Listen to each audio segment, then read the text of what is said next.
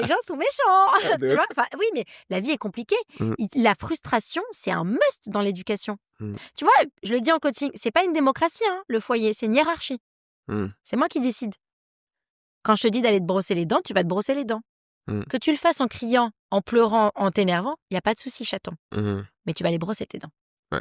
Après, tu as le droit de t'exprimer ta frustration. Ça me saoule, j'ai pas envie. Il n'y a pas de souci. Mais tu vas quand même le faire. Mmh. Parce que dans la vie, on fait pas toujours ce qu'on a envie de faire. Parfois, on doit faire des choses, même si ça nous empêche. Mais on a le droit d'exprimer notre frustration. Ton émotion, tu la refoules pas. Là où c'est problématique, dans beaucoup de foyers, on le voit, Mmh. c'est que les enfants grandissent et ils n'ont pas le droit d'exprimer leur frustration. D'accord. C'est-à-dire, par exemple, ton père te dit tu sors pas et tu n'as même pas le droit de dire que tu n'es pas contente.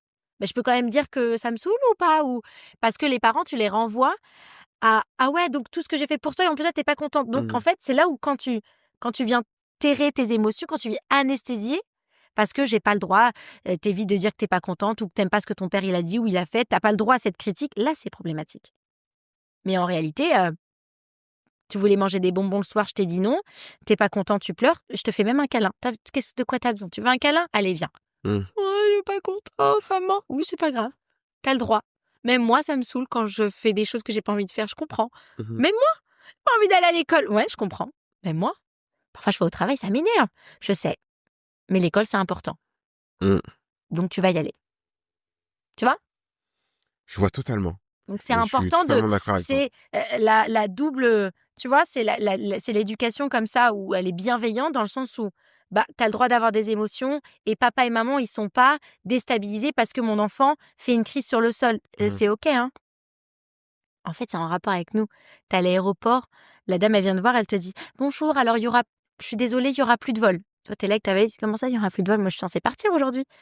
Et que font 90% des gens? Ils vont, ils se lèvent, ils vont gueuler sur la... Ouais. Elle a fait quoi, elle? La pauvre. Elle conduit elle drive l'avion, c'est elle? C'est pas elle. Et souvent, Mais, quand il y a le manager qui arrive, il se calme. mais ça, c'est une réponse traumatique. Le fait d'exprimer comme ça, c'est une réponse traumatique quand on le fait. On se met dans un état de colère. Et le fait de te prendre 2 secondes, de dire attends, pourquoi je m'énerve là? C'est quoi? Parce que je prends pas mon avion. Ok, ça va changer quelque chose si je vais crier sur la jeune dame ou pas? Bah, des fois, c'est aussi un jeu de rôle, dans le sens où le mec sait que s'il gueule, peut-être qu'il va aller chercher son responsable, et peut-être qu'il t'a va dit, avoir un remboursement, ou Ouais, peut-être mais que... oui, tu vois ce d'accord. que Mais je veux alors dire. déjà, c'est pas du tout en criant. Et deuxièmement, le vol est plein. Tu vas pas prendre Ouais. l'avion Ah aujourd'hui. non, c'est sûr. Tu vas pas partir. C'est sûr. Et donc, tu ne vas pas partir. Tu vois le concept, tu vois comment on redevient des enfants Mmh. qui font la crise parce qu'ils n'ont pas le paquet de bonbons à Leclerc? Grave de fait. On fait la même chose. C'est vrai. Eh ouais, on fait exactement la même chose qu'eux. Mais comme nous, on est des adultes, on a le droit parce que c'est pour des problèmes plus graves. Non. Non. L'avion est plein. Tu vas pas monter dans l'avion. Mmh. Oublie. Donc, passe à autre chose. Ça te saoule, je comprends. C'est chiant. Ouais, tu devais aller là, tu devais rejoindre des amis. C'est chiant. Il n'y a pas de souci. Prends le bus. Mais l'avion, il est parti. Pourquoi? Ça sert à rien. Il est parti, l'avion. Et ça, c'est sur ça qu'on s'éduque, c'est sur ça qu'on doit travailler. C'est ça qui est dur, très, très, très dur. C'est cette espèce d'autocritique qu'on fait quand quelque chose nous arrive, c'est arriver à se dire « Oula, attends, je prends 2 secondes. Pourquoi je m'énerve là? Mmh. C'est quoi le truc? Pourquoi je suis en train de me mettre dans un état? Il se passe quoi là? Je prends conscience de moi. Et je régule ce que je suis en train de ressentir. Elle est là, notre responsabilité. Si tout le monde régulait ses émotions, on s'en sortirait très bien. Hein. C'est vrai? N'essaye pas d'obtenir la validation de ceux qui ne veulent pas te voir réussir. Mm. Contente-toi de les ignorer. J'adore cette phrase. C'est dur ça, hein? C'est dur à faire, effectivement. Mais une fois que tu l'as compris, ça te libère.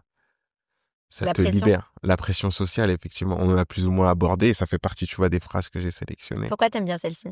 Mais parce que j'ai grandi dans une cité. Et dans une cité, la pression sociale, elle est extraordinaire.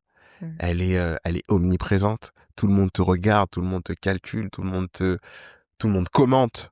Et ça a été ma première difficulté quand j'ai décidé de faire ce que je voulais vraiment faire. Oui.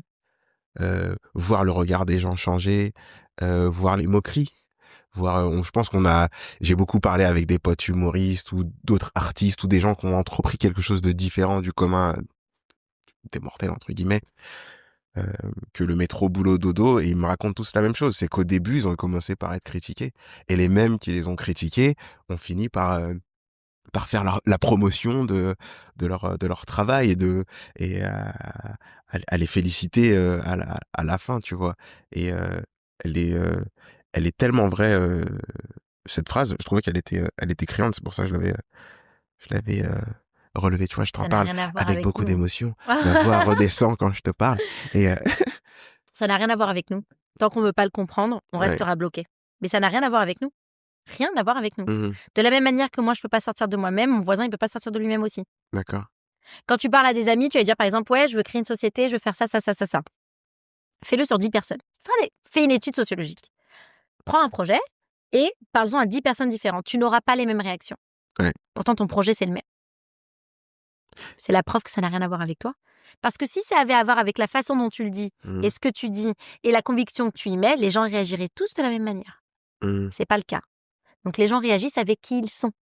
Tu n'as aucun pouvoir là-dessus. Quand tu veux faire de l'humour et que c'est pas quelque chose qu'on fait d'habitude et qu'une personne se moque de toi, c'est une projection de ses propres insécurités parce qu'elle, elle ne le ferait pas. Parce qu'elle n'irait pas sur ce terrain-là. Donc elle comprend pas qui tu es. Pourquoi est-ce qu'on veut que les gens comprennent? Pas besoin que tu comprennes ou que tu valides qui je suis, j'ai juste besoin que tu m'empêches pas de le faire en fait. C'est tout. Mais qu'est-ce qu'on va chercher alors chez les gens? La validation. Parce que on est foncièrement seul en réalité. Et on le sait. Même si on le met pas en avant, on est seul. Et paradoxalement, on est des animaux sociaux. Mais on est seul. Ah, mais si on attend la plupart des... Enfin, moi, je pense à chaque fois, Et ce quand je besoin lis cette phrase, d'appartenance. à tous les gens qui ont essayé, à tous ces gens qui ont essayé de quelque chose et qui sont allés voir la personne qu'ils aiment probablement le plus, et cette personne les a regardés et elle a fait pas à ta place, je ferais pas ça. Ouais. Tu vois ce que je veux dire? Hein? Il y a tellement de personnes, ça se trouve qu'on sont pas les plus loin que ça, en fait. Parce que Cette étape de validation, elle est cruciale. C'est très dur de s'en défaire, mais c'est aussi parce que on n'aime pas les gens de la bonne manière. Tu vois, moi, quand j'ai voulu changer ce que je voulais faire, mon père était pas chaud. Hein.